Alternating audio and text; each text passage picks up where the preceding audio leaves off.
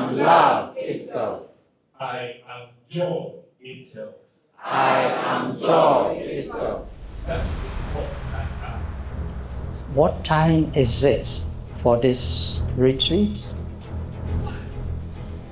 It is a retreat in the year of new beginnings.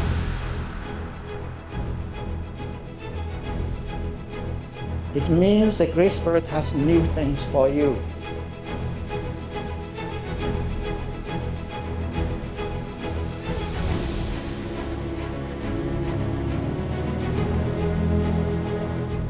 I don't want to be an object of worship. My purpose is to let the power in you come up.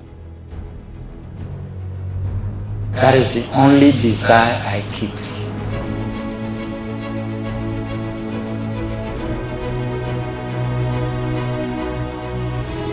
Once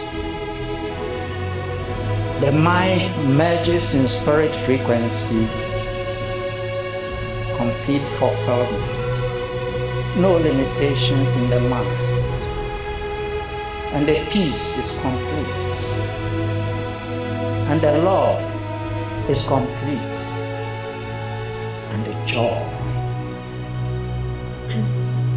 complete.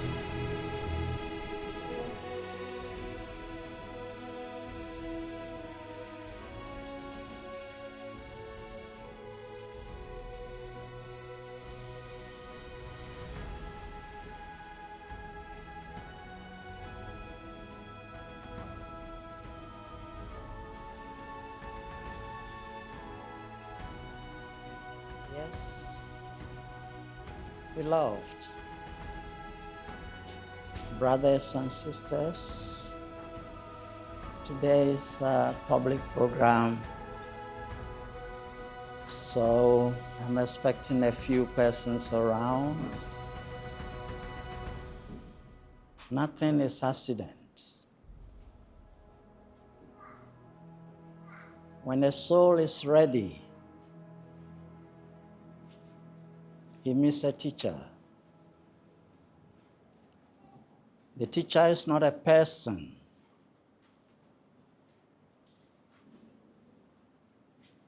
The teacher should be a person who, when he says I, doesn't mean body, doesn't mean mind. The I, spirit.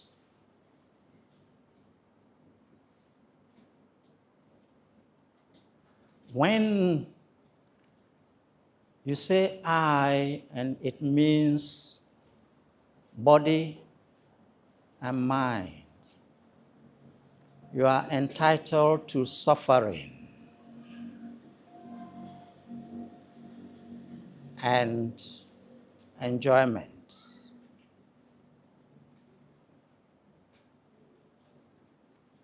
They are opposites. When you say I, and you mean spirit, you are entitled to peace.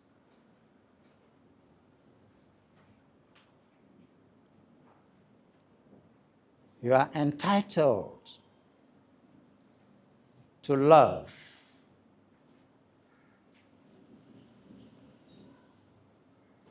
Unconditional love.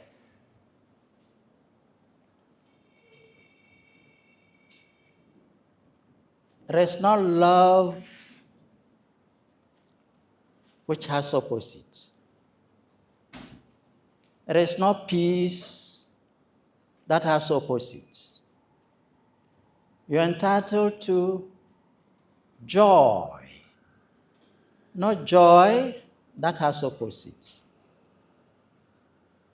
And this is not easy to find in the world.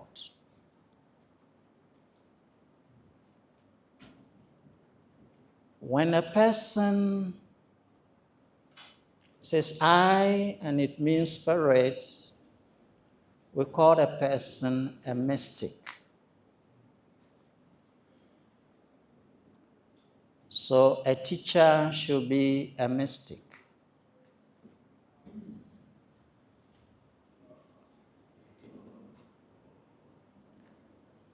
Of course, when I say teacher, I'm talking of the spiritual teacher. And every one of you is moving away from the I definition of body, I definition of mind, to I definition of spirit.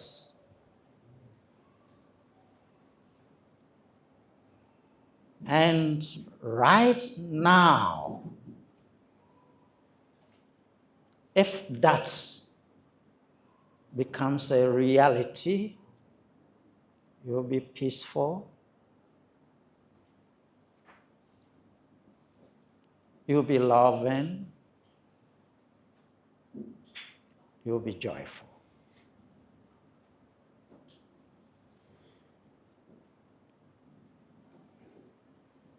When we are young,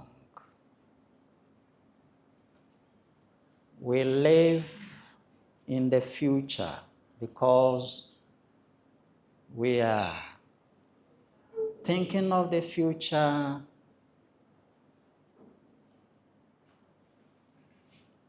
When we are old, we live in the past. Memories. But a mystic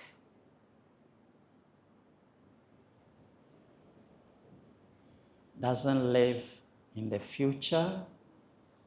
He doesn't live in the past. He lives now. So, it is the mystic who is truly alive. When you are living in the future, imaginations you have missed now. When you are living in the past, you have missed now. So, the only one truly living now is a mystic.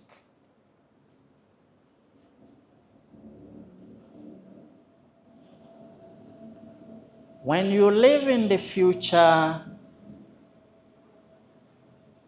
you are not a happy person. When you live in the past, you are not a happy person. When you live now, you are happy.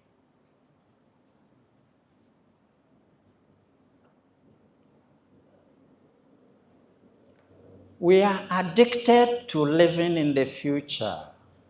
When we become youth and we are growing up, we're planning, thinking of the future, everybody. When this happens, that happens, I will be very happy. When I get money, I will be very happy. When I get this and that, I will be very happy. So we live in the future and we are not experiencing now. So we are not peaceful.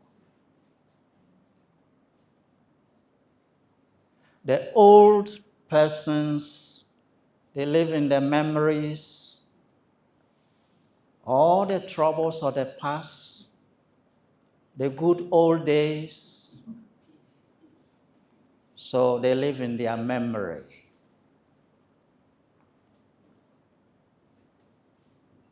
So the percentage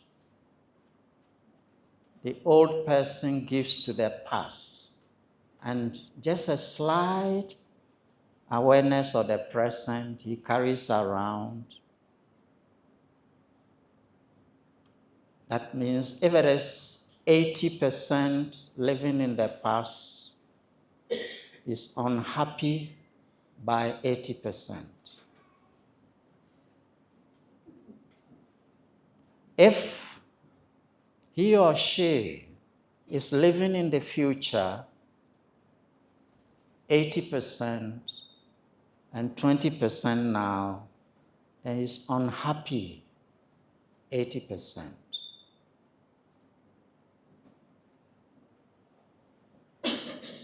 And we are in a generation,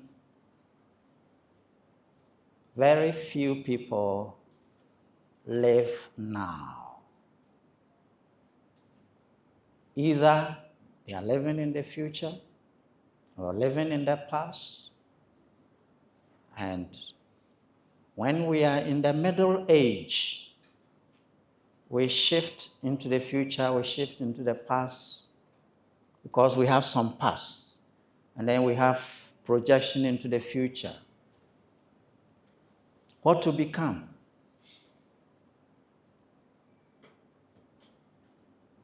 But the mystic trusts 100% in the Spirit. So that is why sometime you heard from the cries, don't.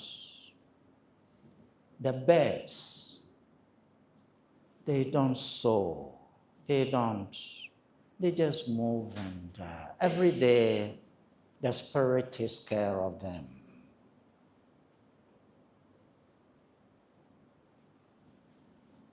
He says, think not what you eat tomorrow. Of course, we are addicted to it. That tomorrow, if we, what will we eat tomorrow? We are thinking of it. It means we don't trust the Spirit. We trust our minds. Mind has to calculate. Mind has to plan. How much trust do we have in the Spirit? That determines your miracle. That determines that tomorrow there will be wonderful things.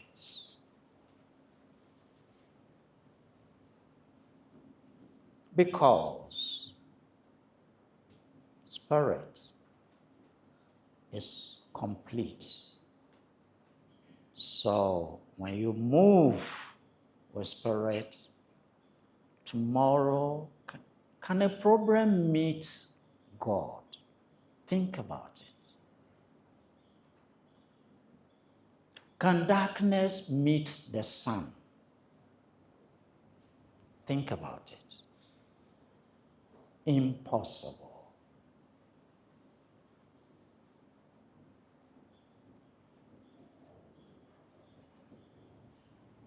But we are addicted to trust the mind. We believe in our minds. It's not an easy subject that I'm talking about.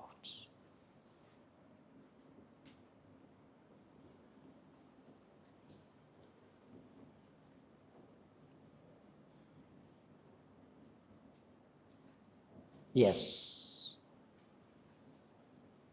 But as you grow in understanding, then it can become easy.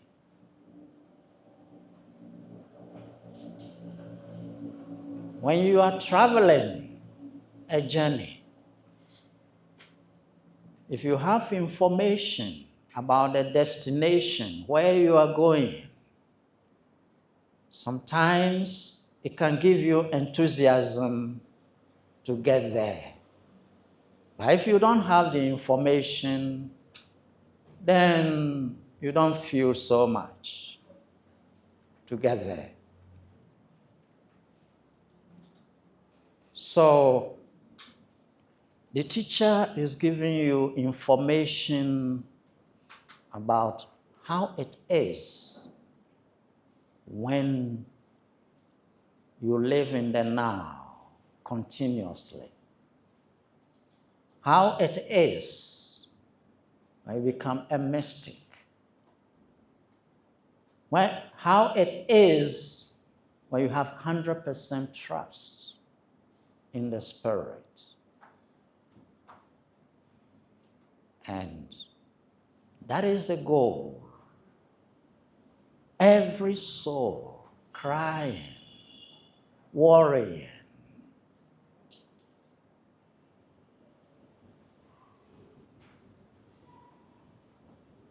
we have to increase the percentage of reliance on the Spirit. And when you do that, that is your breakthrough.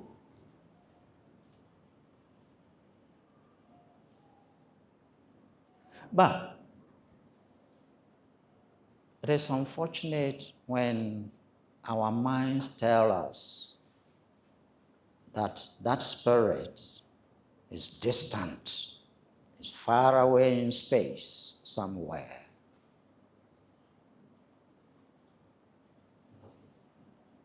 The Spirit is the very self. Even the empowerment for the mind to be active is coming from the Spirit. The empowerment for the body to be active is coming from the Spirit. It is not in a distance.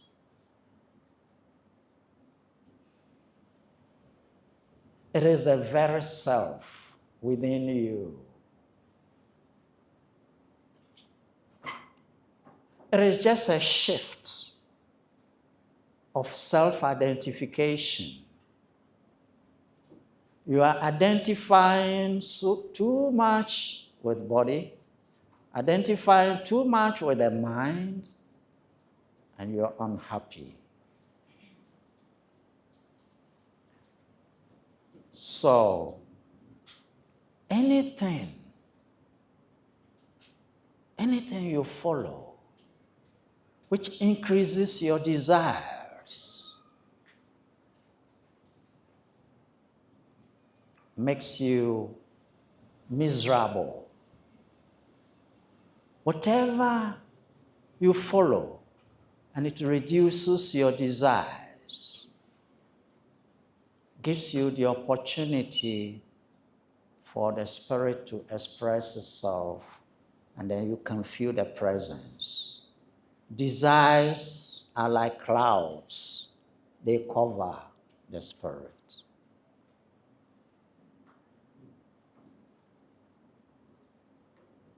Make a list of all your desires, then begin to cancel out one by one non-essentials.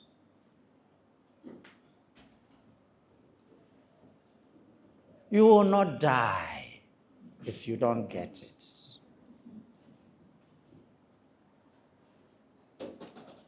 The fewer your desires, the more you have the chance to increase the percentage of reliance on Spirit and not on mind.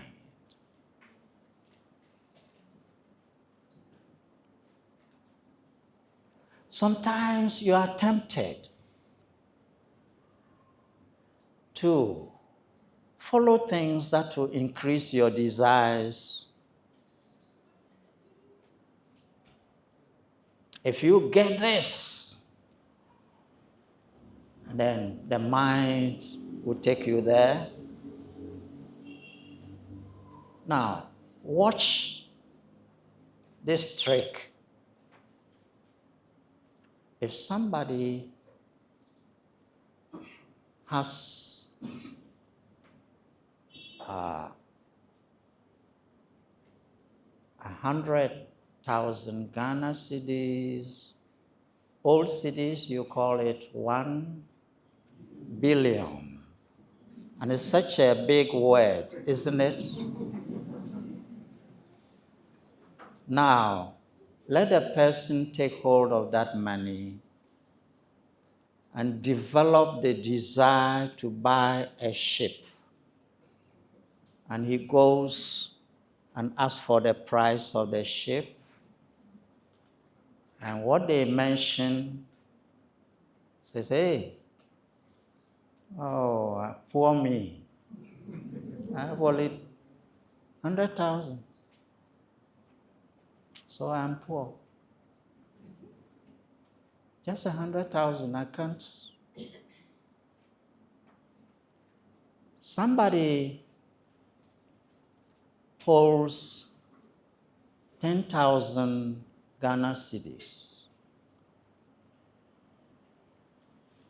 And this person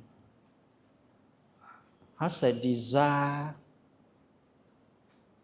to get something that costs only 1,000. So he goes, asks for the price, and he says, it's 1,000. Says, yes, I'm capable. I have so much I can pay. So you can see what desire does to you. You can have so much money, and your desires multiply, and so much money means nothing to you. You are in anxiety.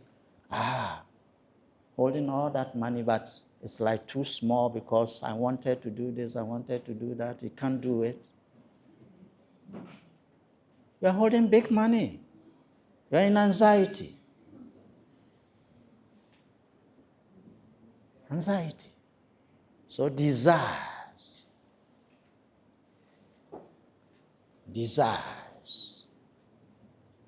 They trap you.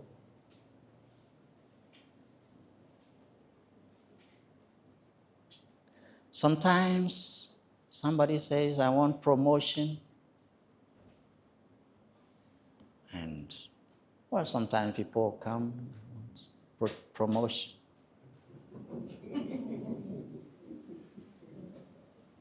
But a mystic, he only hides his laughter inside him. If you get this promotion and you are figuring out so many things you are going to do with it, this, that. Now you get a promotion, the pay is increased, and your anxiety is not reduced because your desires have increased. So it makes your position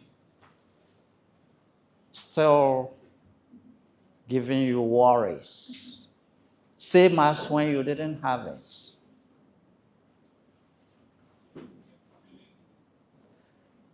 You travel in the world, you can go to the villages, you can go deep into the forest.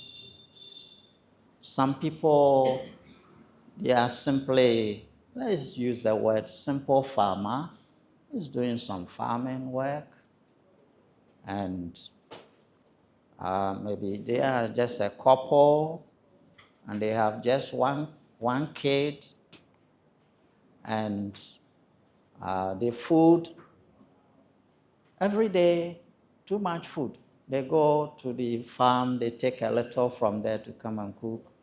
Plenty is still there. No worry about food. They have water, natural water is available, rivers, blah, blah. Fruits are there. Sometimes they go and the pears are falling on the ground. They pick some to make their contemporary stew, and they do some things, and they keep going. And they may have worries, but percentage-wise, they have less worries than somebody living in the city takes so much pay, is working so much, gets so much, desires all around. Want to get this, want to get that, want to get that.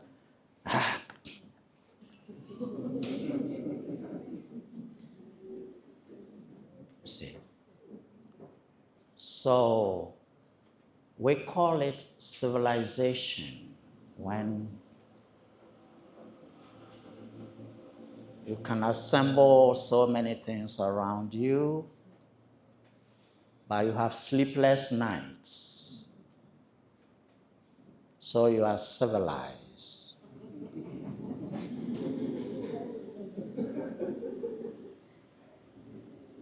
Yes, yes, yes. You're unhappy.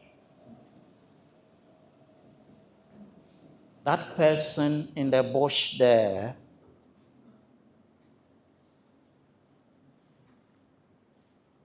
what we expect civilization to give us: peace, unconditional love, and joy. And the one in the natural environment with less desires may be closer to that than you. Beloved. Yes, yes, yes.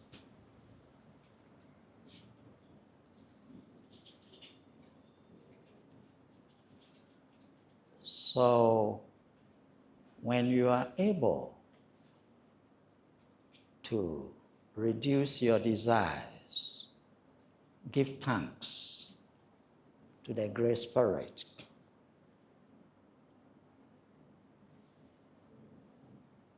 When they multiply, you are in trouble.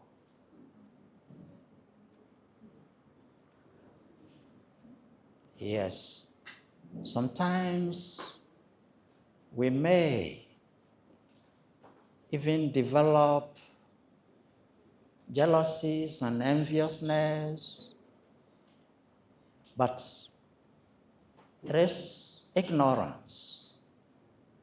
Somebody has all these things, but you know what is passing through, you don't know. Those things are there, but is he happy? Is he peaceful? Is he loving? It may not be so. So why be jealous? Why be envious? Your simple situation today, start from there and relax yourself, rely on the Spirit. It's the beginning. Wherever you are, appreciate from the start. Don't live in the future too much.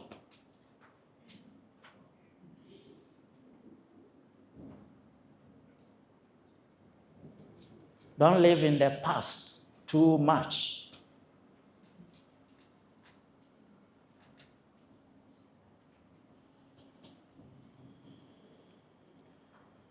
Today, the topic is lower drama versus higher drama.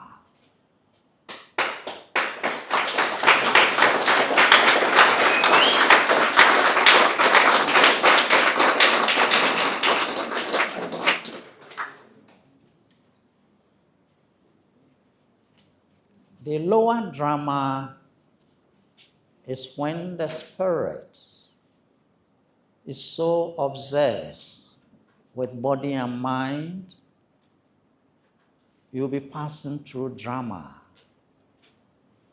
And that drama, you are not in control.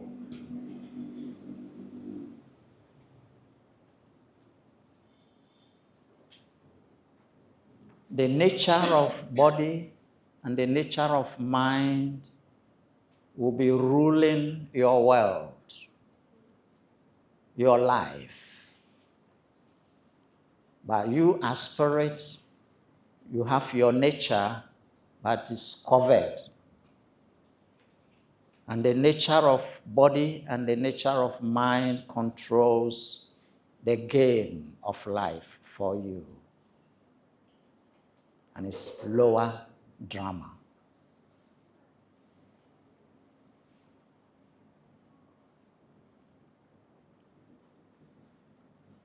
Then we can have higher drama. Higher drama, the mind is shifted from the lowest vibration, which is the body. So there is a slight shift of mind. And the shift is towards spirit. And that is the process we're taking you through. And as the mind is shifting towards spirit, then the reliance of the mind on itself will be reducing, and it's going to rely more on spirit. Spirit is perfect. Mind is not. Body is not. Spirit is eternal. Body, mind, temporal.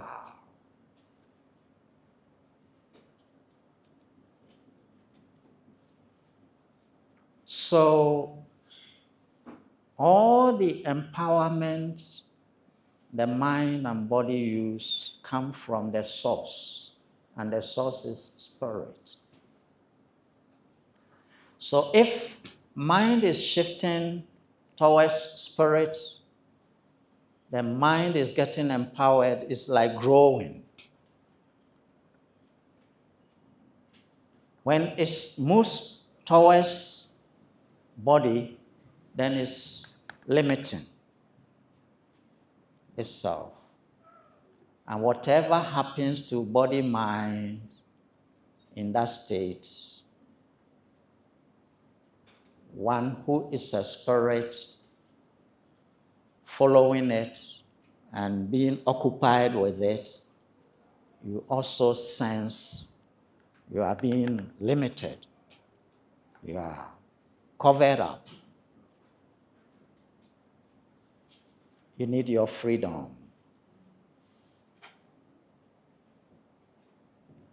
Beloved brothers and sisters, let's take this simple example and you can understand it much better. If you are holding two things.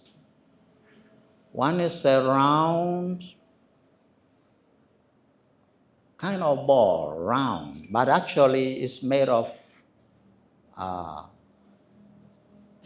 it's just some metal, or let's say it's a stone, a round stone.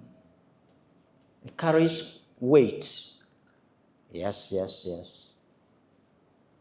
Then here you are carrying a round ball, but it's a tennis ball.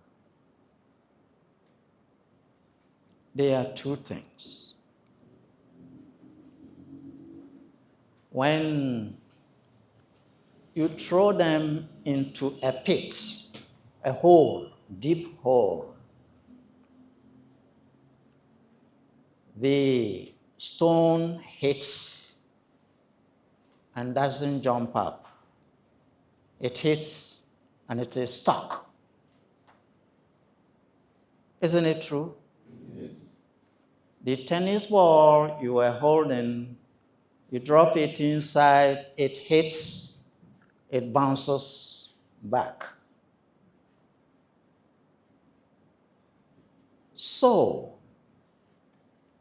when our minds hook on to the body, physical, too much, it becomes like the ball that is a stone, very heavy. And in this world, it sinks to the lowest point in this world. And that is why when the soul is attached to that mind, then the soul is dragged down, down, down, down. And we call it sleeping soul, because the stone will be stuck and you are hooking to the stone.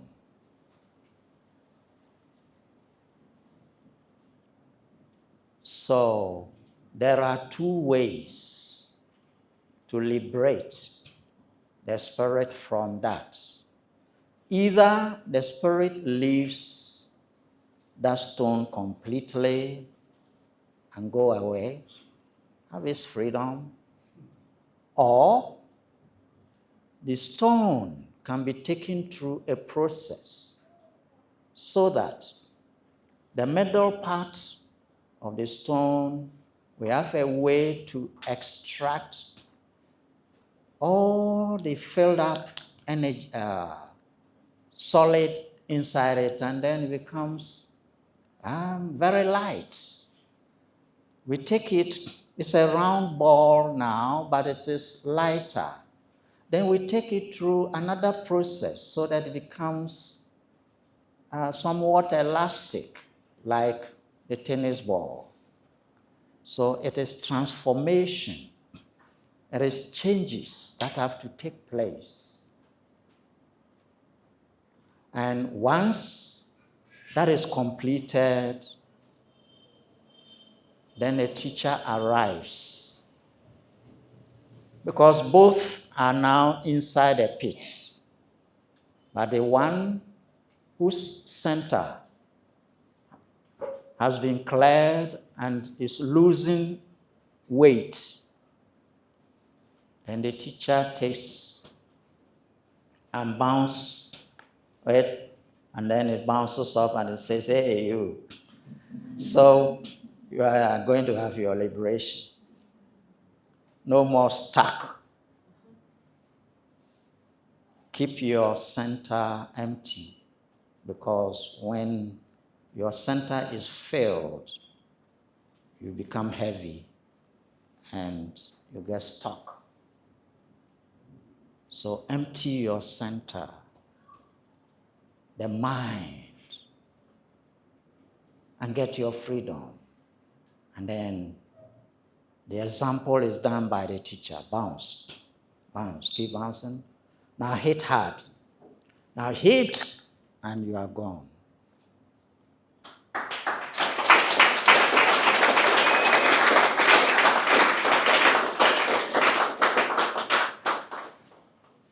So the tennis ball will leave the pit. And there are the higher beings in the superconscious state, and they are at the top of the pit. They are waiting for that tennis ball.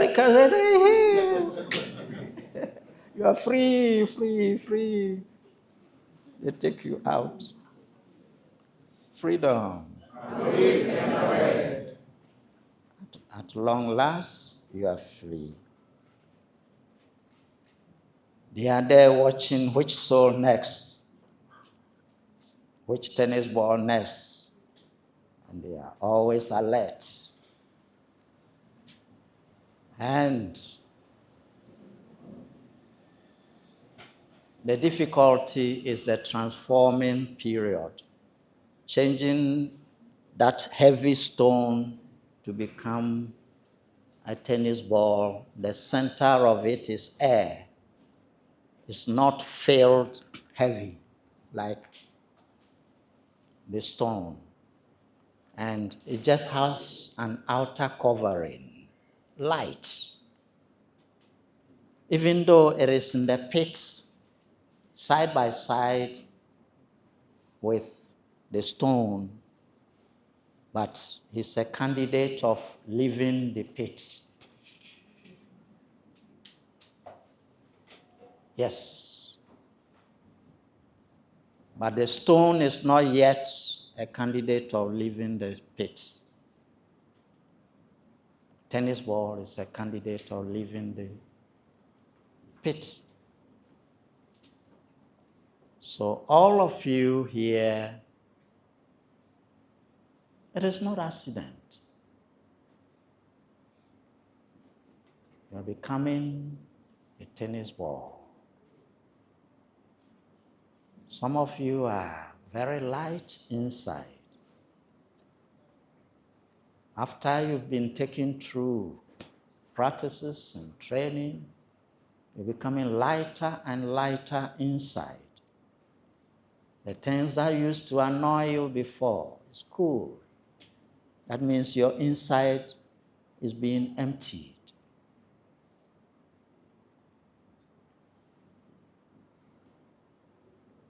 If you have the stone and you have the tennis ball,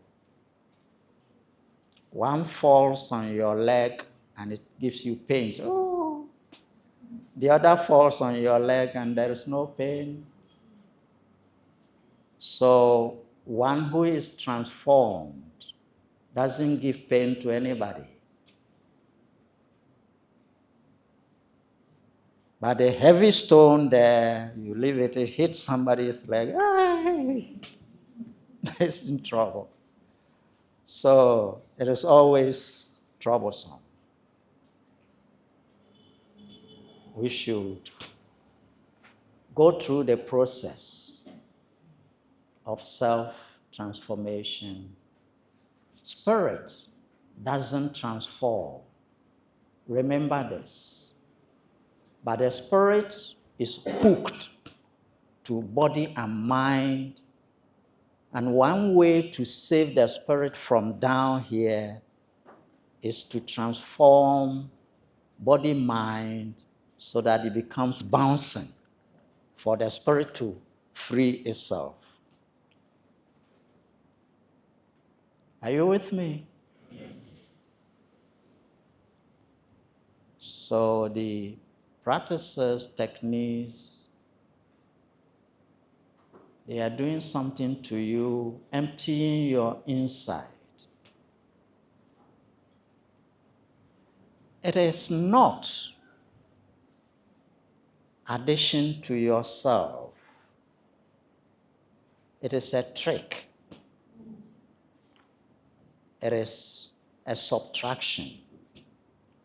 So the heavy stone, some things have to be extracted, subtracted from it to make it into a lighter form.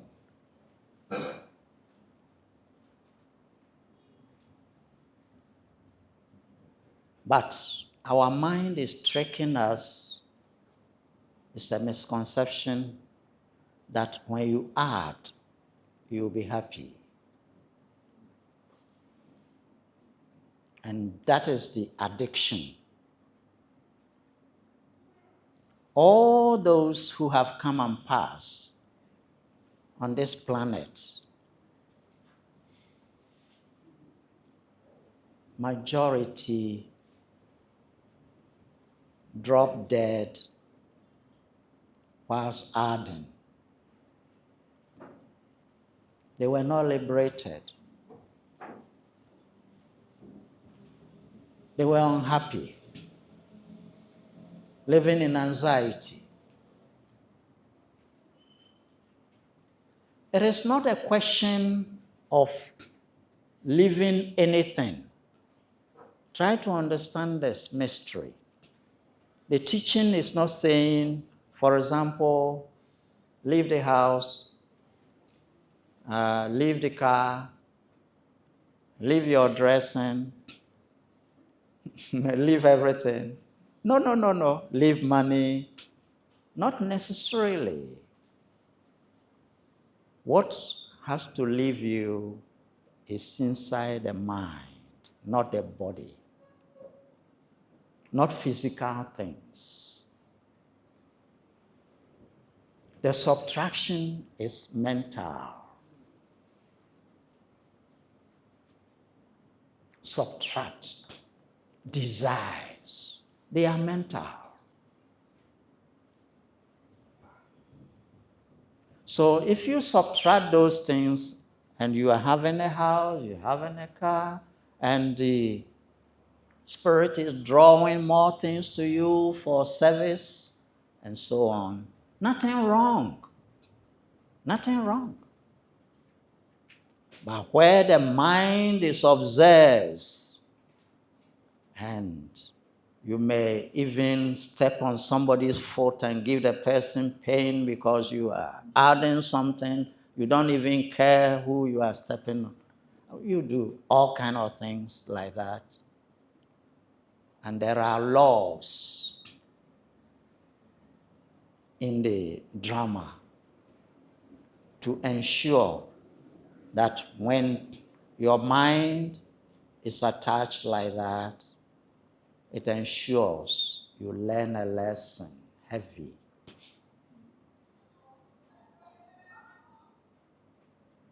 So the lower drama is for education. You learn very painfully. It's for learning. Higher drama, entertainment. You all know that drama is for two things especially. That is education and entertainment. The education is for the lower drama, where the Spirit has attached to mind and body an increasing desires, then yes, that person, the laws of the drama have to teach the person that, hey, you are spirit, you don't belong here.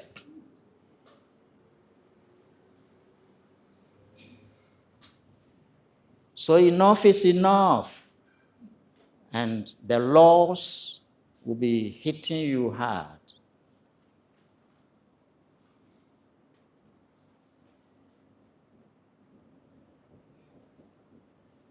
If the mind becomes emptier, then all things material can be there. It doesn't matter. You are not trapped. Why? Because spirit attaches to mind and mind attaches to body. Spirit doesn't directly attach to body. So it is attached to mind. And therefore, it is the mind that is giving all these problems to the spirit.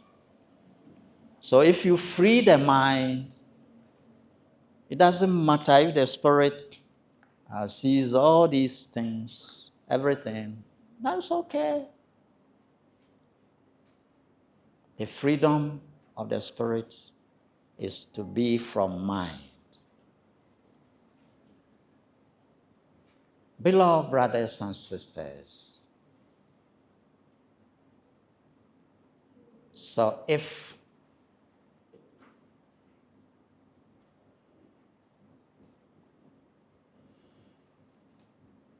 you see, in this side of our world, many people are using the word Christian. We have Muslims. We have others also. But whatever title, if you increase desires, you suffer.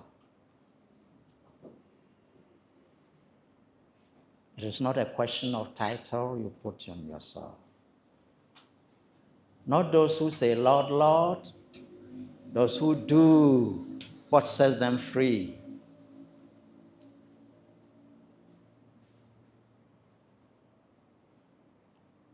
crying to God and increasing your desires, you will suffer.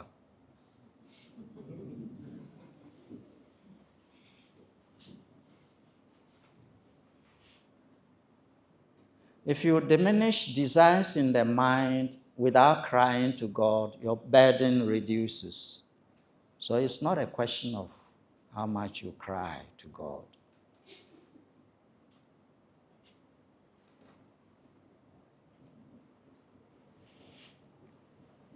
Beloved brothers and sisters, there are a lot of non-essentials that the spirit is attached, the mind is attaching to, holding on to. What are the essentials? The essentials are the things, if your mind holds on to, it helps the mind to empty its core so that it becomes lighter. So that one is permitted for you to hook your mind to.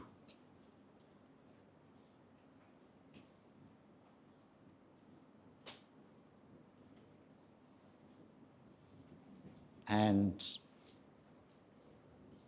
watch a baby. A baby doesn't have memory. The memory body is not activated. The baby is not thinking of the future. So baby is close to being a mystic. It's very mystical being a baby. Doesn't plan what to eat tomorrow, but spirit makes coordination and prompting mom, prompting here and there, do this, do that for the baby. Putting a feeling inside a mom. So mom, if the baby cries, let me tell you something. When the babies cry, this is something. They will cry in a manner you feel they are in pain. But let me tell you the truth. It's a drama trick.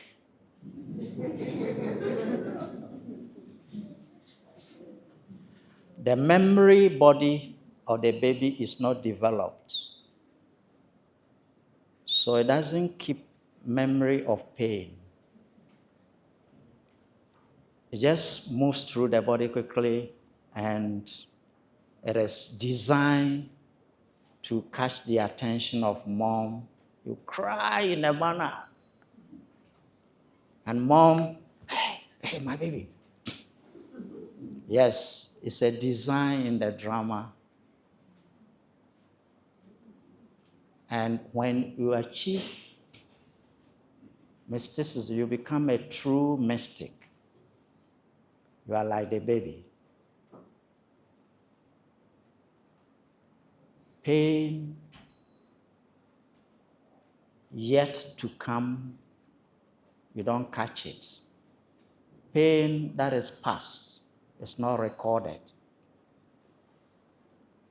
when you are a mystic.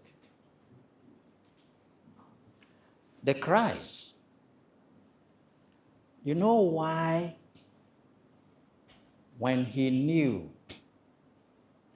what the people had planned and what they were going to do to him and so on, he was still balanced. He was still peaceful because he never lived in the future. This is the mystery of a mystic.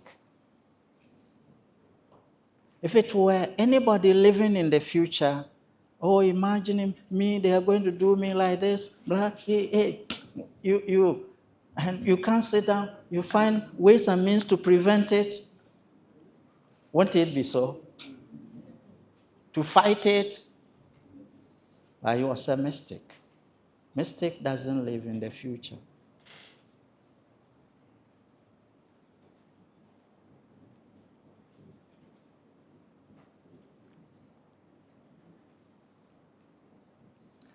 It was when the thing arrived, short time he experienced, now it has arrived, this is this.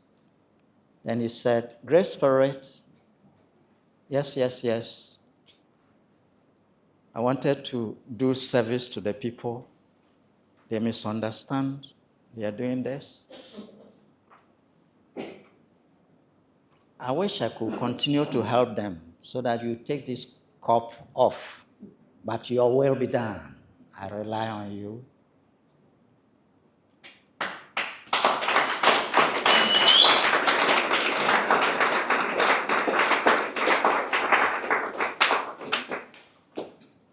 You see, a mystic, how he thinks is different.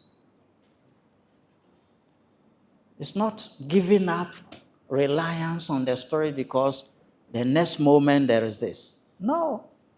He knows the Spirit is perfect. So what is orchestrating in the drama is also perfect. And because of that, today, even the day it happened, they attached the word good. Good Friday. Why do the people call it good? The day he suffered. And people don't know that that suffering was like that of the baby. He had no memory. He had no fear. The negative emotions were not in him. So when the body, reaction in the body, we call it pain. It's like when you see lightning. The lightning, it is gone. So that pain is not preserved because he was not using pain body. He was not using memory body. So it's not recorded in him so that, oh, pain. It is the others, followers who are imagining it and they are sad. He's suffering. He suffered.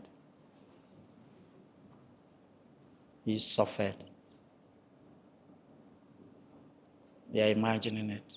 A mystic doesn't suffer. I'm telling you the truth. He's beyond suffering. When you tune down the memory body, it's a brain frequency. Always I've been talking about the brain waves. So baby brain wave, sometimes you take this example, the males, if when you were a baby you were circumcised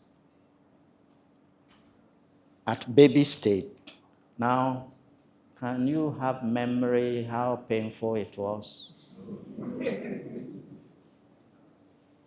Well, but after 3 years, coming to 7 years, from there going, memory body is developed. And when something happens to you, it's recorded. And your mind goes to the past. It was painful.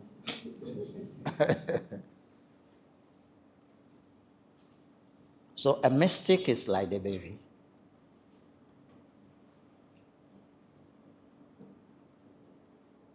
These things I'm telling you, you might not have heard anywhere, but that is the truth.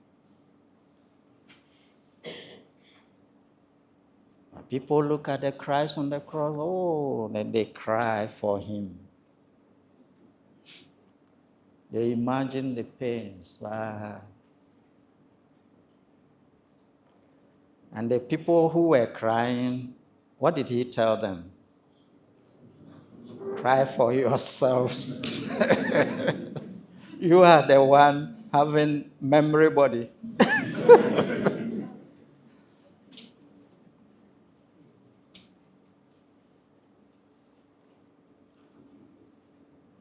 And he had pulled his spirit off from the mind all the time. So whatever was transpiring, he's an observer of it from another angle.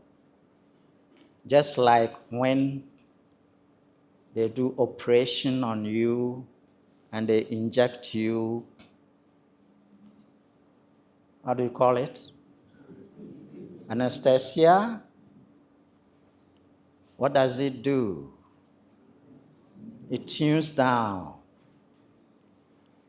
that portion of the mind which will be recording this, recording pain. And then the pain thing is going on, but it's not recorded. It's not recorded.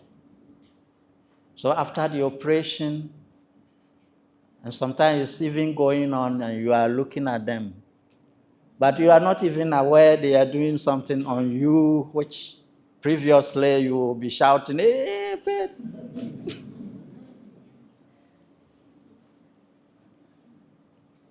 So this tells you that spirit can function in a manner in which the so-called suffering is not felt by spirit.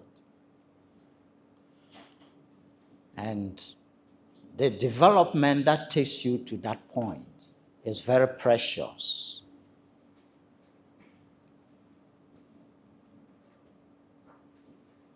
When it is being released, the mind will counter these things.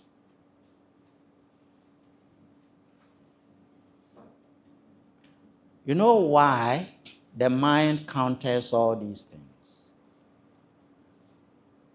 Mind is temporal, and it wishes it will live on like the spirit forever, but it will have to die. But not too soon to die, to vanish. So when you are pulling away, you the spirit, pulling away, the mind fights you. Don't go. Don't go that direction. Please don't go that direction. And your mind will pull in the direction of the worldly. Then you continue to suffer. It traps you more and more.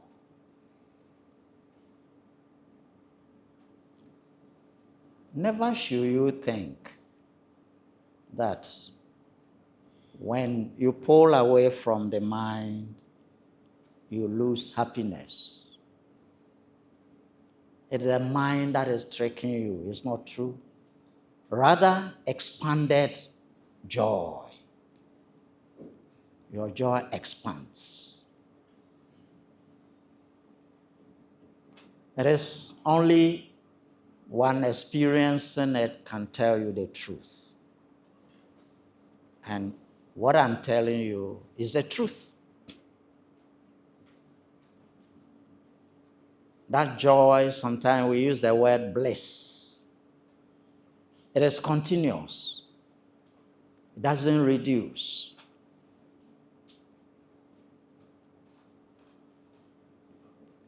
The only thing is, sometimes when you are among those who haven't done their own, you have to hide your bliss, because that alone can even annoy them. They are passing through and you are joyful. It annoys them.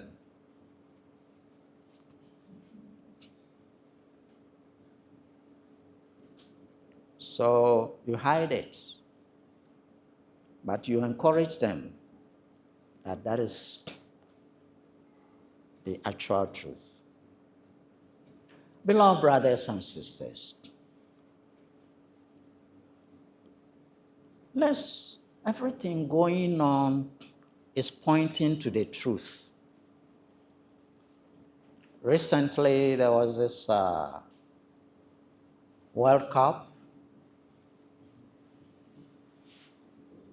Personally, I don't watch any of these. Why? Because my joy doesn't reduce. It doesn't need something to hear, to see, to feel, to be happy. So joyful continues inside. But I'm pointing at a lesson inside it.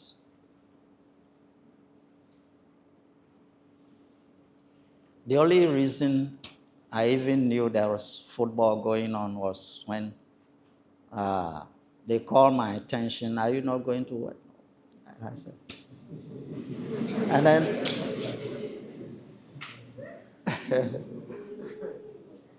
and then people were shouting all around the environment. See?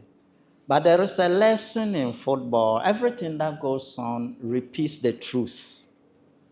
As below, so above. So you see the football, there is a pitch. First of all, there is a stadium. Then inside the stadium, there is a pitch. And on the pitch, we have footballers. The pitch represents the drama proper. And on the pitch, we have lower drama, that is one team, and higher drama, the other team. The one who will win is already known in higher levels spiritually.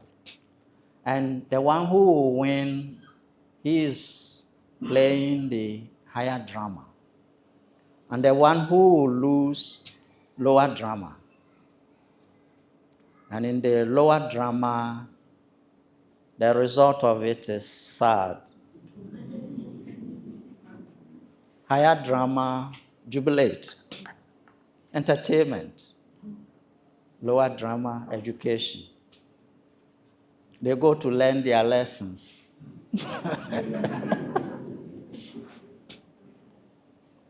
You see? So, something goes on when the game is going on, and it's very important that drama is doing the same.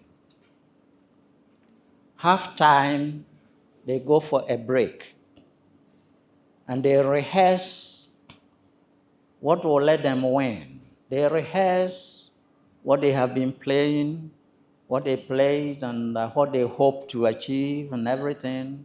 It is through the halftime. And in this drama, between 2 days, you have the halftime is the night. You go to sleep. And within the sleep, it's a rehearsal for the next day. And the same drama goes on. So, if the previous day, that is the first half, things didn't go your side very well, there are certain keys for sleep. If you know those keys, you come back the next day and you can be on top of the game. So the night itself, there are keys. Sleep is a wonder. When you are about to sleep, your brain wave goes to that of the baby.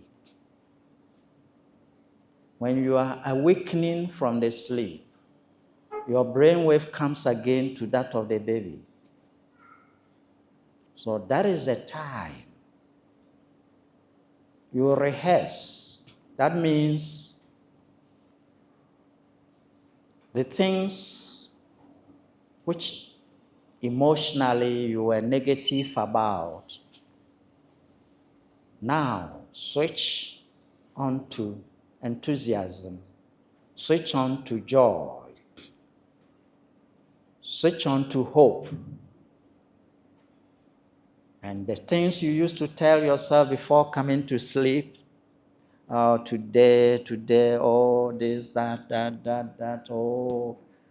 No, at the point of sleeping, drop that and psych yourself into the sleep. And when you are waking, don't enter onto the field again. Psych yourself before entering the field. And you know they do it in the football game. Football game, they have psychologists, the big teams, to psych the people, especially halftime. They take them indoors, say, even if you are down by 1 goal or 2 goals, they say, just let it be like nothing. You are, just go do it. You can win. Have a different mindset. So night is a time to rehearse, to change before you face the day. But people, they go into the night, down, and sleep. They get up in the morning and they pick the down of yesterday. And then they face the day, they are down already from the start. See? And when you do like that, then by the end of the game, you lost. So every game we lose internally before it shows externally. You may win internally, and then you will win externally. There was this boxer they used to call Muhammad Ali. Most of you have heard of him. You are the younger ones, you might not have seen him. He was such a psychological fighter. He will annoy the one he is fighting with because he knows when you are angry, you are down. Even when he's fighting, he will be insulting them into their ears, and they become angry. And he knows that because of the anger, you are coming to throw a very big blow, and he will dodge. Because he psyched himself before he insulted you. You see, it's a psychology, just to bring him down before even the thing goes on. And when they are preparing to get together and the media people are there and they do the weighing and all those things, they face the two boxers and he will be insulting the other one so much. And the person is so angry inside, this guy, I will destroy him. And he knows that is your weak point. He has made you weak before meeting him. You see, so all this, you carry this into the night, all your burden, and early morning you carry it up again to move. Then you are a loser. So before sleeping, automatic. You see, the Great Spirit has given you the opportunity just before sleeping, when you are dozing, the brain wave shifts to that of a baby. And even there, if you should say something that, yes, I'm grateful, I'm alive, and I know Spirit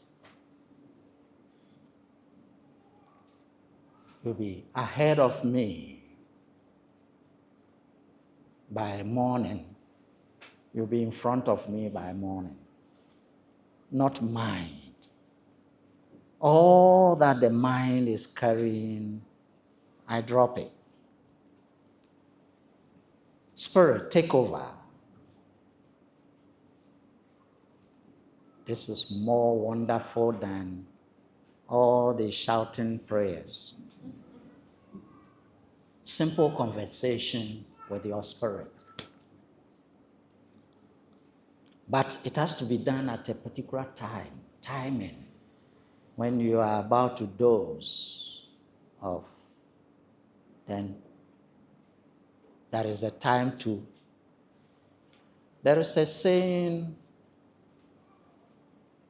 hit the iron when it is hot.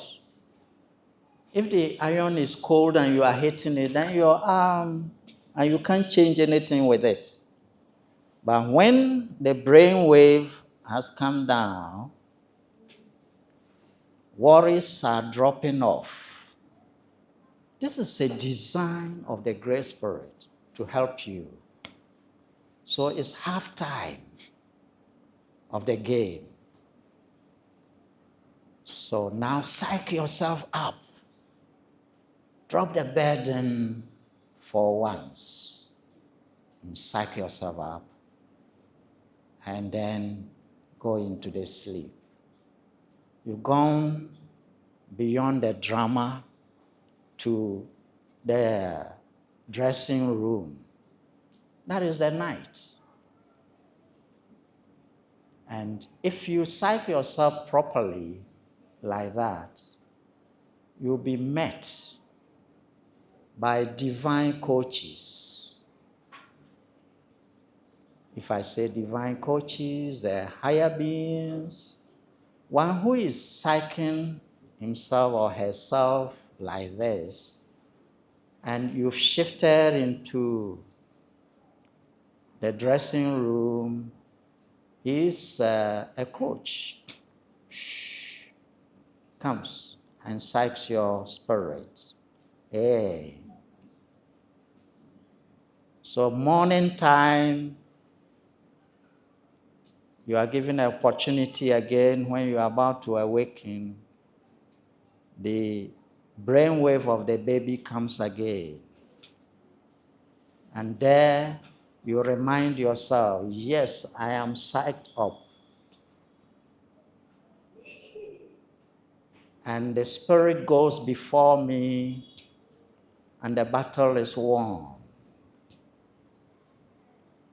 Spirit frequency is carried by me, and the battle is won. Spirit is in control, and the battle is won. And then you get up, and then you face the world. So once again, it is like that period is opportunity. When the farmer is weeding, within time the machete will become blunt. So half time, some of the farmers, they have half time, isn't it? Then they come to eat something, and they won't forget sharpen the tool. You see, it's not in a rush that the weeds are there, let me go. No, sharpen the tool. So you get up in the morning, it's not a rush. Hey, yesterday, this matter, it's up to me again. Blah, blah, blah. No. There is a part of you that is a spirit. It's never in a hurry. The mind is in a hurry. Why? Because the mind is temporal, it will die. There is time on it, so it is in a hurry. Your spirit is eternal, it's not in a hurry. So the more you are moving with your spirit energy, there is coolness. It's not in a hurry too much.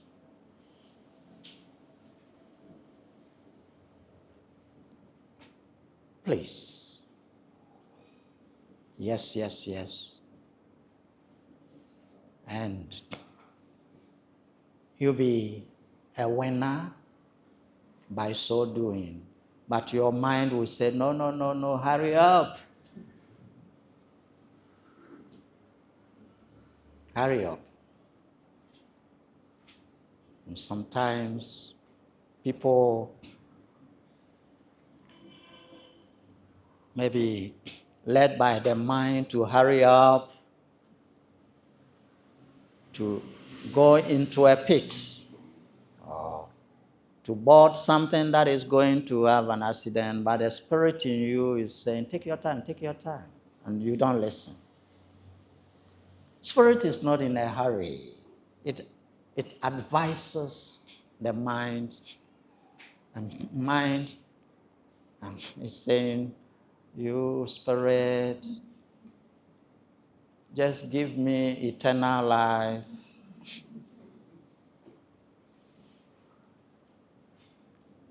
Mind is looking for to live continuously. But it can be given the opportunity to live permanently only by one principle, that it should abandon things and go and enter the spirit. Then, and the mind dissolves in spirit. Yesterday I was telling you about the basket. So the mind can feel fullness only when it is placed.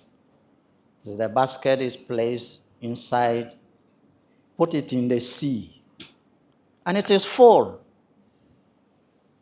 And that is the only way that the mind can experience fullness.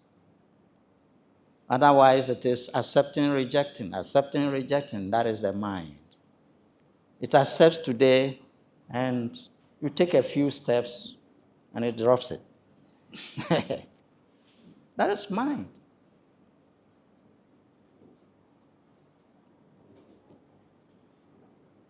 Beloved brothers and sisters, so lower drama, higher drama, but I will tell you something about the higher drama too. The higher drama is not the end. That is where entertainment goes on and mind experiences expansion, and there is more happiness, but things are in percentages. It has like 80% happiness, 20% suffering. Whilst lower drama is 80% suffering, 20% enjoyment. So it turns around in higher drama. But in higher drama, still there is polarity. It's only that the enjoyment is lifted up. Please, do you understand it? So it's not a final freedom. And one in higher drama with 80% enjoyment and 20% suffering, it can change. And he will be moving down because he gets attracted to certain desires in the lower side. And it can now become 50% happy, 50% suffering. And then he descends more into it again, and it tends to be maybe 60%, 70% suffering, and the enjoyment is reduced. So the whole drama includes external, internal, lower drama, higher drama. Nowhere cool.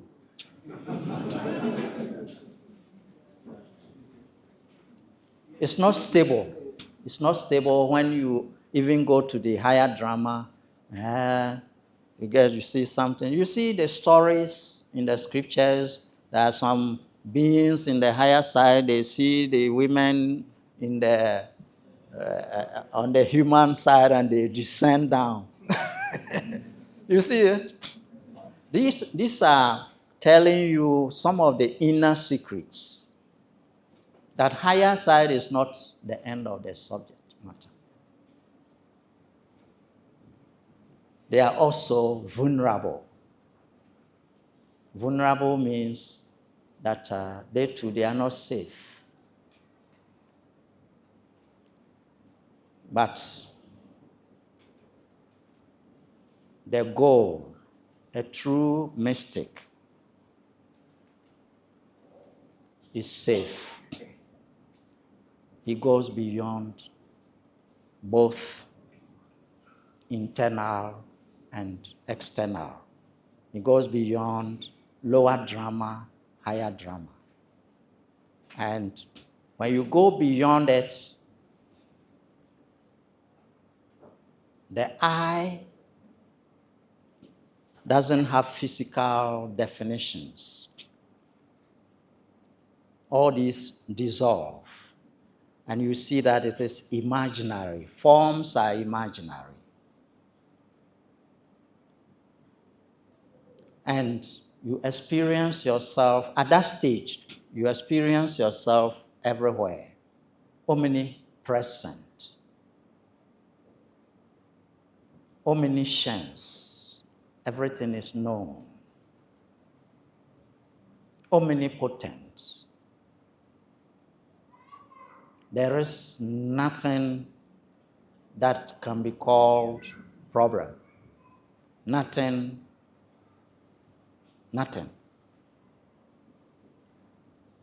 Because problem means you have entered the drama and it's polarity. Problem, solution. Question, answer. So there is no question. There is no answer because there is no question. You are four. And you are one with the Great Spirit. I and the Father are one.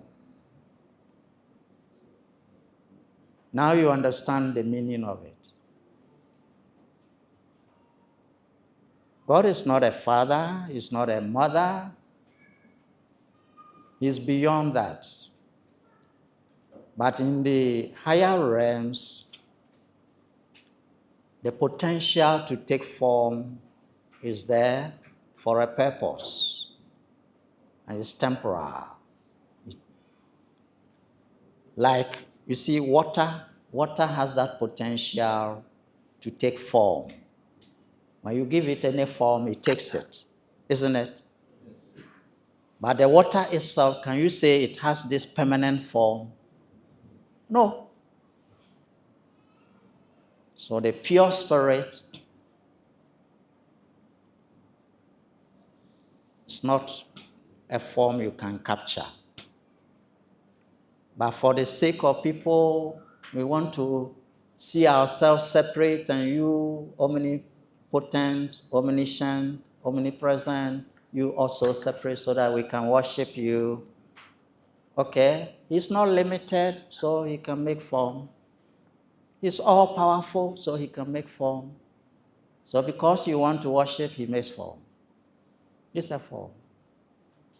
All of a sudden, he's a form. But he's beyond forms.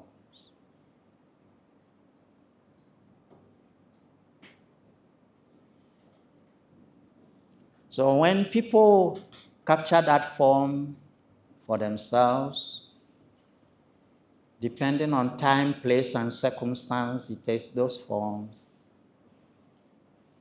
Then, and also the culture of the people, because he's trying to be near to them so that they can be drawn to spirit.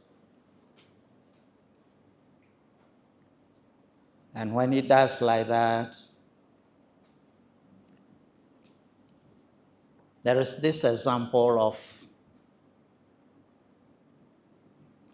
Krishna. And at a point, his disciple Arjuna was asking him,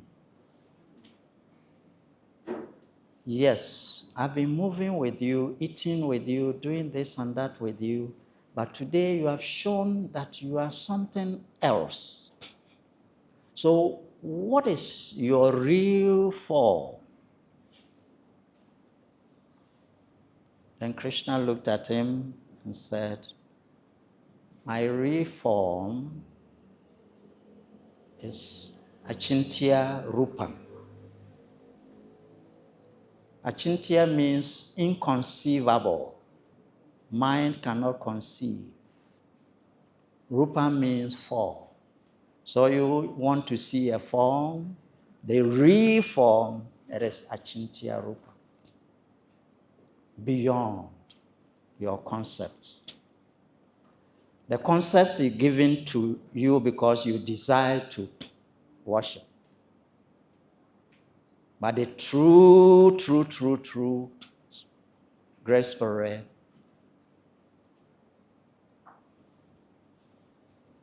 and at another place he was telling Arjuna, his disciple, people in this world, they worship me, millions, but they think they know me. They don't. And among all these, one getting closer to know me, maybe just one among the millions. And that one, over generations, if we are picking one like that, they two brought together, they still don't know me. It's a mystery. So you don't capture him with your mind and say, I know him. But of course, we don't discourage beginners. Beginners, you draw closer by maybe having an altar, having him there and be drawing closer. But all is a technique to tame your mind. When you focus and you are taming your mind, then spirit is coming forward. Your own spirit is coming forward more and more. And your spirit will reach a point of expansion into the reality. And we say you become awakened. Beloved brothers and sisters, so lower drama, higher drama, they are not all the end of anything. Sometimes people do all these practices and it excites the mind of people. We want to do soul traveling. We want to do astral traveling. That means your spirit hooked to the external side wants freedom to move to the internal side. But the internal side is also part of it, the drama. And very few know this secret. So they are excited about soul traveling, excited about astral traveling, traveling in the realm where there is drama going on. There too, there is drama. Oh.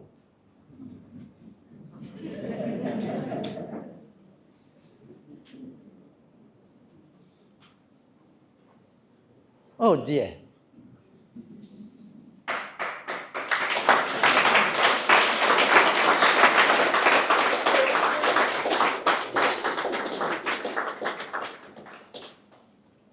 And let me tell you, someone has done so many travels into the internal realm, up and down, back, going every day, and that person just find a way, go insult him, and he's angry.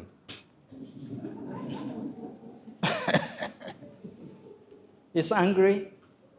Why is he angry? Because he's in the drama. He hasn't transcended it.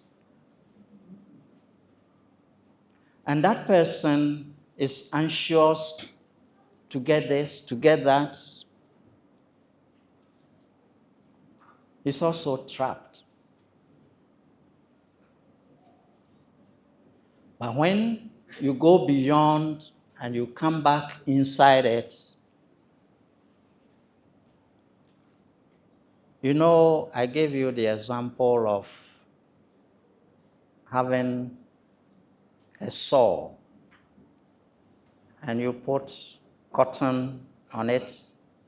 If the cotton sticks into the saw, very dry, and later you want to remove it, very painful. So your mind that your spirit has hooked onto, if you want to separate them, very painful. But the person who is realized is one who has something like a cream. He has put on the cotton and paste there. So at any time, he does like this and it's gone. He removes it. So body, mind, at any time your spirit backs off. So even as a mystic, the body, you don't have memory of pains. You don't have projections into future. When you see us planning, oh, JCF farms. We are planning, we have an eco village there, we are doing this, doing that. You are all becoming mystics, and you get the understanding that there is nothing you are projecting into the future, but what it is that the people you are serving, helping them to cross over, they need the peaceful atmosphere to do it effectively. So it is them.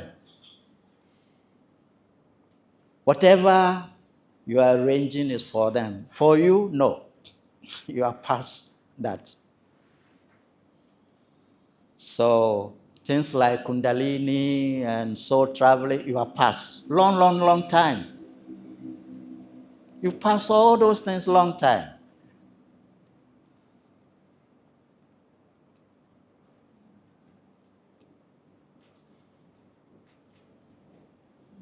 So you go into the net, wasting so much time on all these kind of things.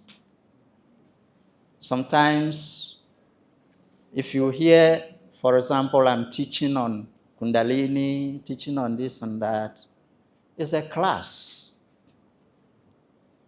Definitely, like yesterday I was saying, even if you are a professor, your kids are kindergarten, then you have to say 1, 2, 3, and they say 1, 2, 3, ABC, ABC. You see? But for the teacher to tell them that kindergarten, all these things and the poems, the rhymings they are passing through is all their wealth.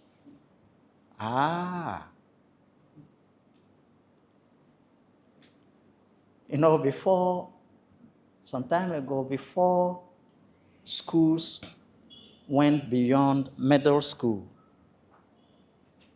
There were only primary and middle school. So when you finish middle school, you are the graduate. You are the professor. In the village, hey, they carry you. You see? So these things, Kundalini, this blah, blah, blah, you do it, and then the others who haven't reached there, they say, hey, you are up, oh.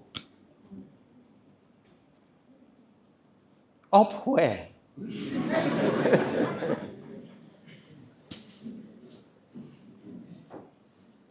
Spirit, spirit, spirit doesn't have a form carrying chakras.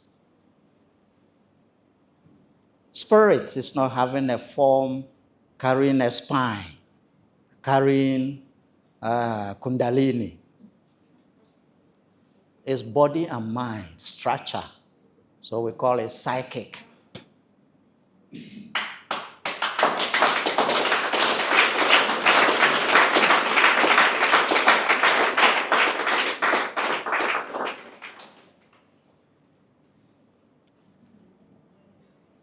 Numerology, astrology, logy.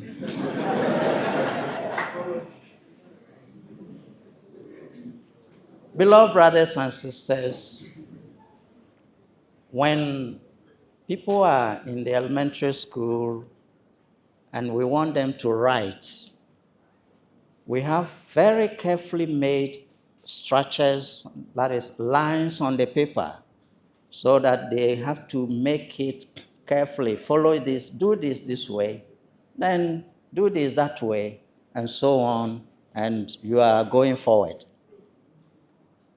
But when you actually become proficient, the paper, whether there are lines or no lines, you write, and it is straight, isn't it? Yes. So you don't waste time.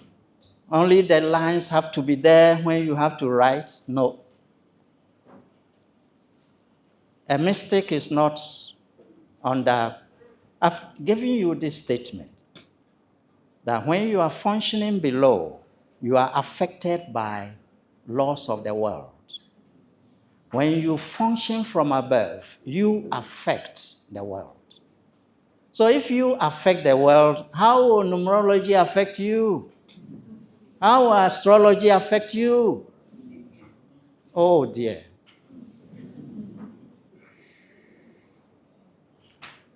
You have to know what you have, or the destination you are being taken is beyond all these things. Beyond. This knowledge is rare in the world. It's not common knowledge.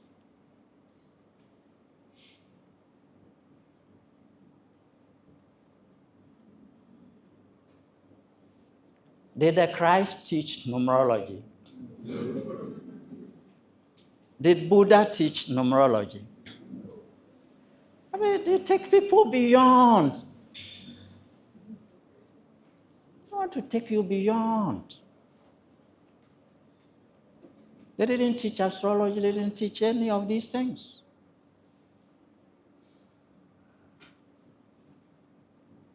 It's knowledge just in the drama. And it keeps you in the drama.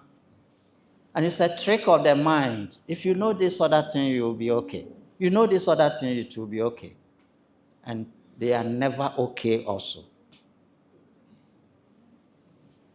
And always there will be excuse not to be okay. When you have known all the numerology, you have known all the astrological things, there will be excuse that doesn't make you okay. Still, when you follow those things and at some point things go against you, then it's like, okay, this part is where you didn't follow well.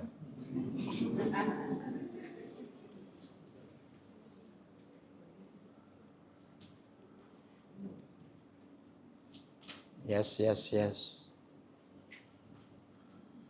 Yes, so there was this, I've told you this story before. There was a man who was following these things through a lodge, some kind of brotherhood. They teach these things, so he was a lodge member, following everything.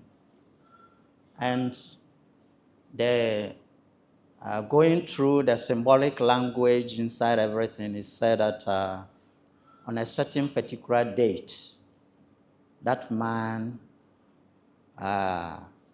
will have a train accident.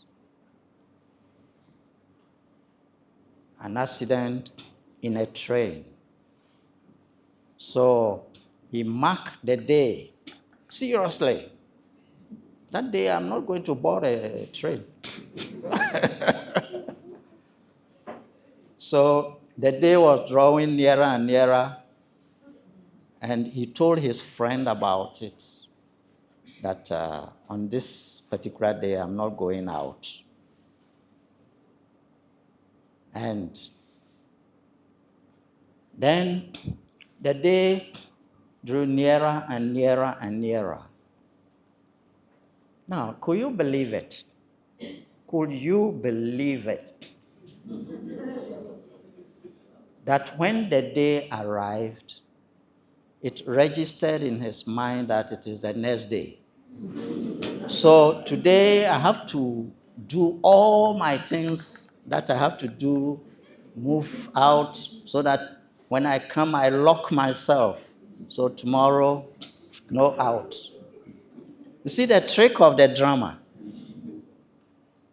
If the thing has been designed for you and it has been mentioned, it will have a way to still happen. The only thing is to rise from the drama and you bear upon it. But if you don't, and you are inside it and you say you are dodging, it will find a way to catch you.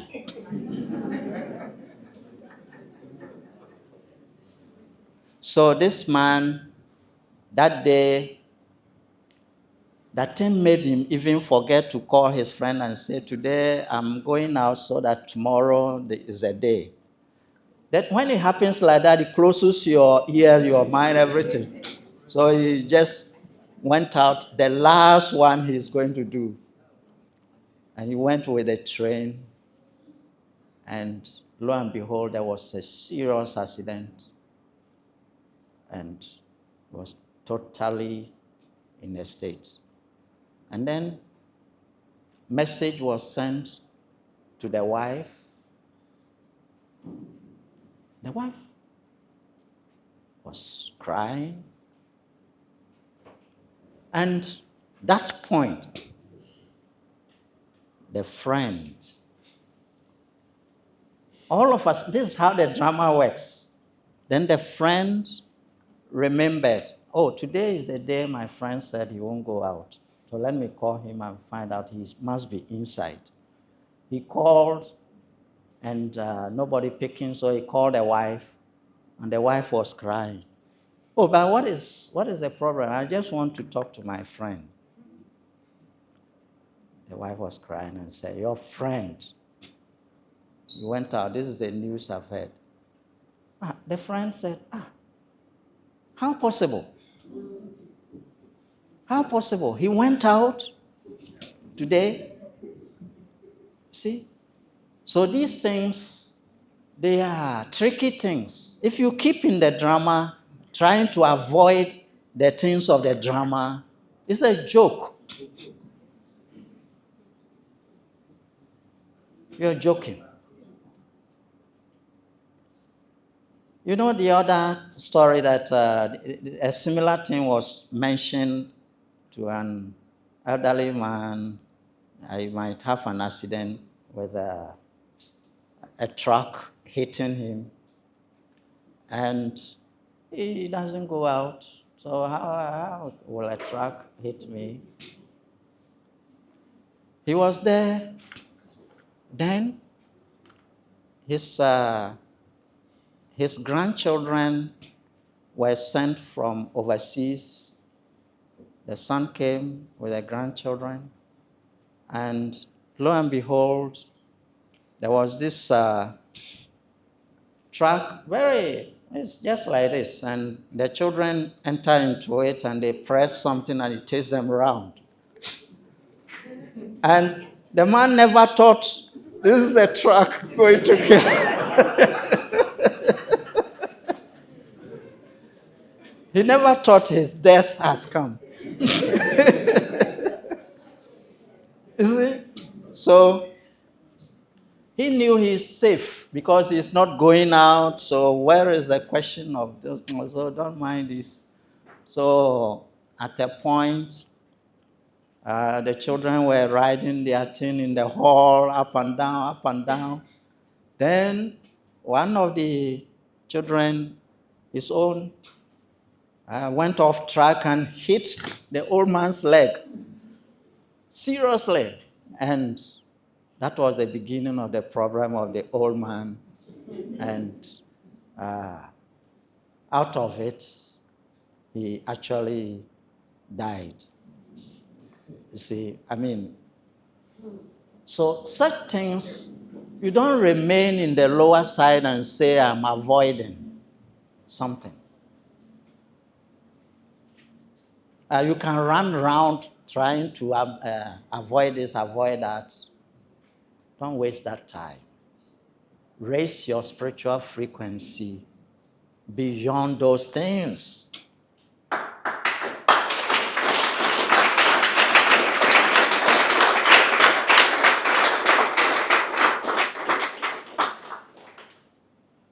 So what you have here, value it, and it will give you value.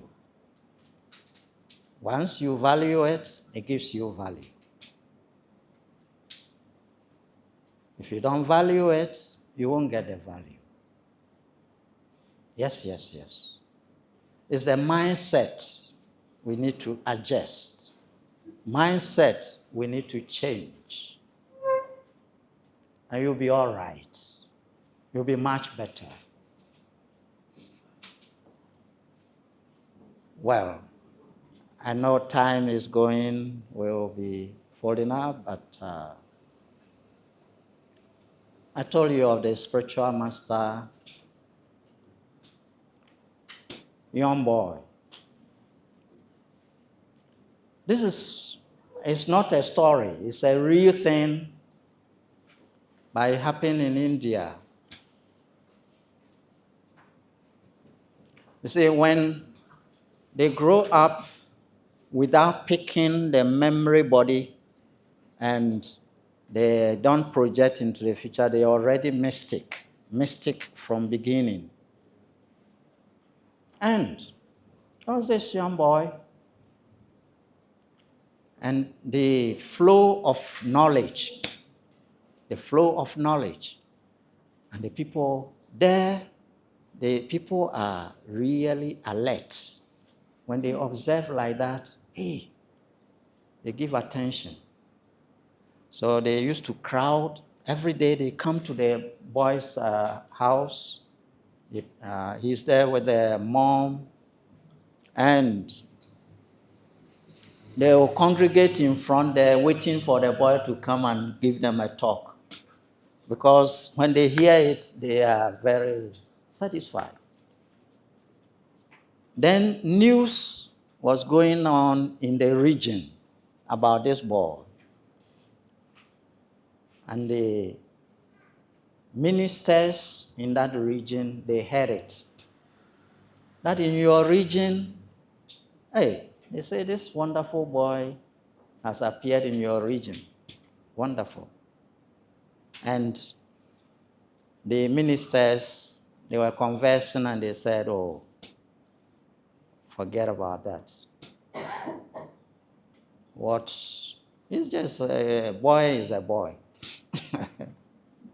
It's nothing to worry about. So they planned to visit where the boy is to confirm. But it's not just to confirm their own mind about the boy, that is just a boy. So they went there. When they went, the boy was already giving lectures to the crowd. And they passed behind. And they saw the mom of the child. And they said, because they carried themselves high, so they didn't want to be students of a child. So they went behind. And then they told the mom, they are the ministers of this region. And the mom, hey, ministers, we don't even have the chair for you or level. And what are you here for? Are you coming to arrest my boy? Because he doesn't see why they are here. And then he gave them chair. And they said, no, we just want to see the boy. We heard about him. And the mom was shaky.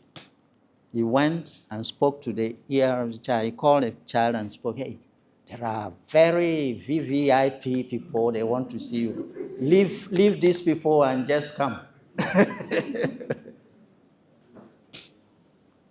And the child said, I'm coming, Mom. And he continued speaking for a while. Then he told the people, gave excuse. When he was going there, instead of going for them to see him, he passed a place to his room and picked a toy. This, how do they call it? Come again? Baby teddy bear. So he carried it and made like a boy, young boy, baby, and then he went to where they were. And immediately his behavior, his mom was disturbed. He wanted him to be decent and put this thing aside. So she was using his eyes to talk to him, and he said, Mom, leave me. Because he knew who he was meeting, the attitude of mind.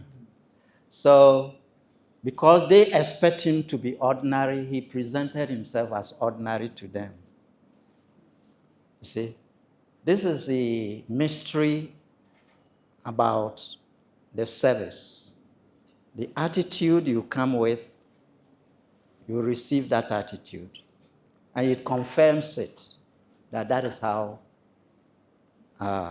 he is. So, do you know what? When he went there with a teddy bear, then one minister said, didn't I tell you? Didn't I tell you? It's just a boy. A boy.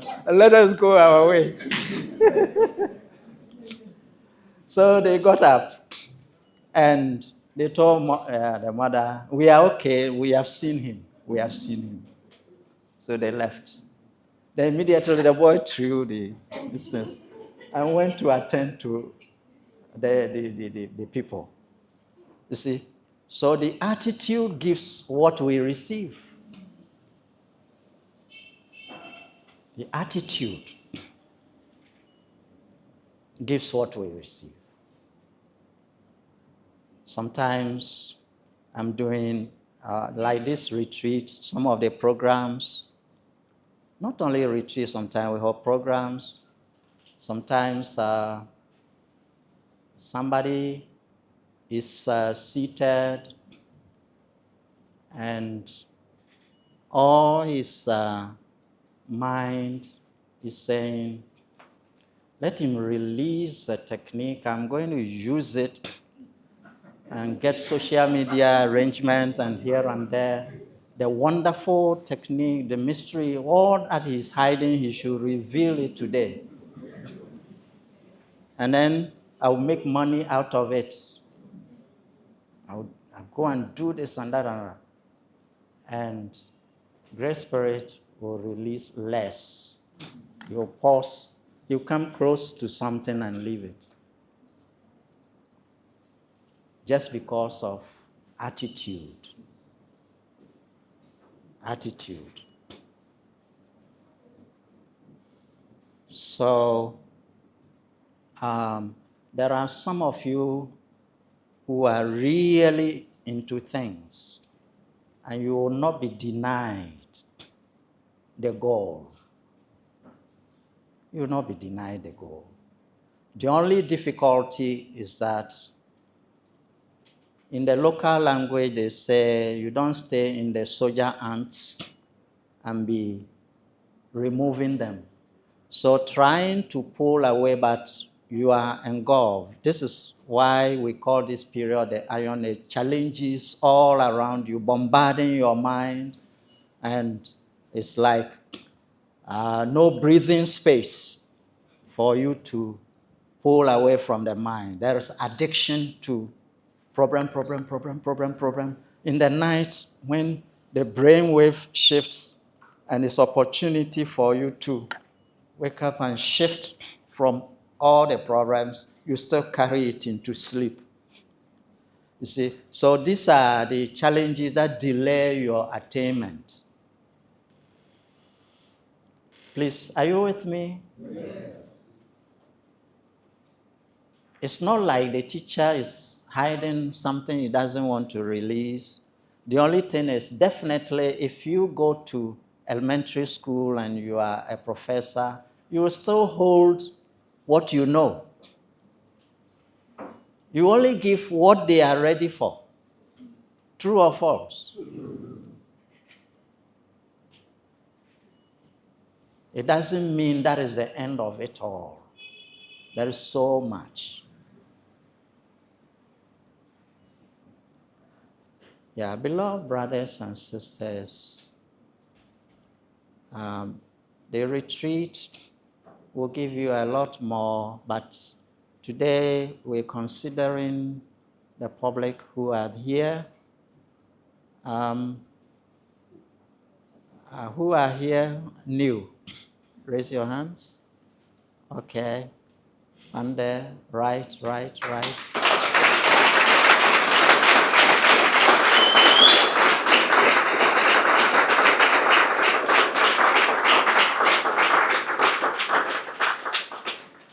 You know something? You are not new.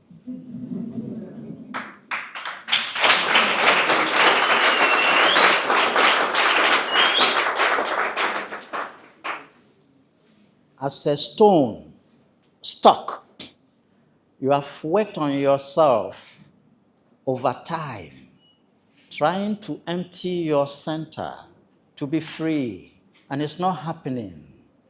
And because of that, the Grace Spirit is crossing your way to attract you to what will free you.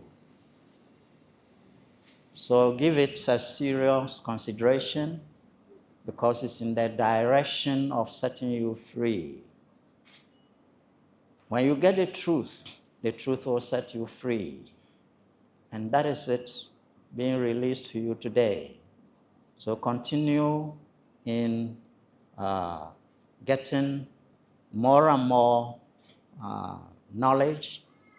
And yesterday, you were not here, but I was saying that when you hear, and the food, I call it food, the hearing is food, if it is nutritious, you don't remain the same.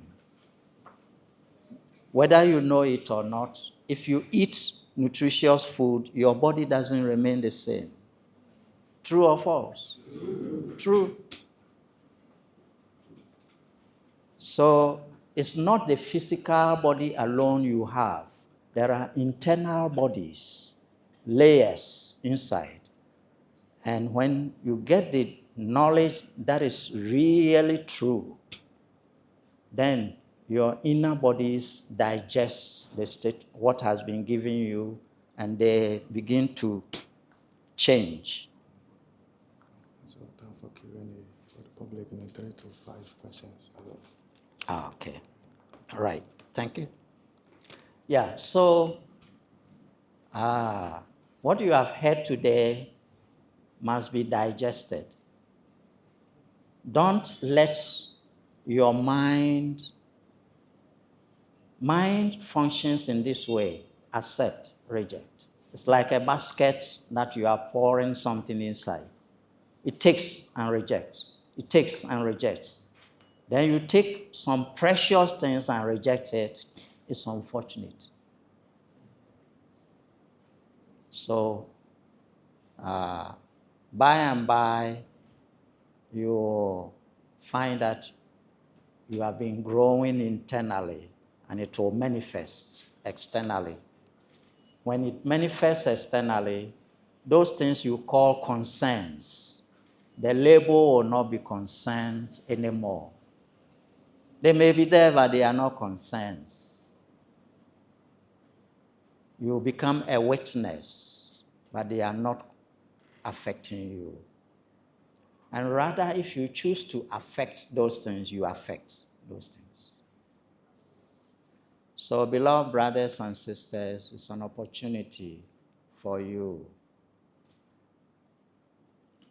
Yes, we want to have just a few questions, like 3 or 4, something like this, because we have the days ahead, and all the time we will have questions and answers there, so you can post your questions to tomorrow and the other days, and so on. So, if you have a question.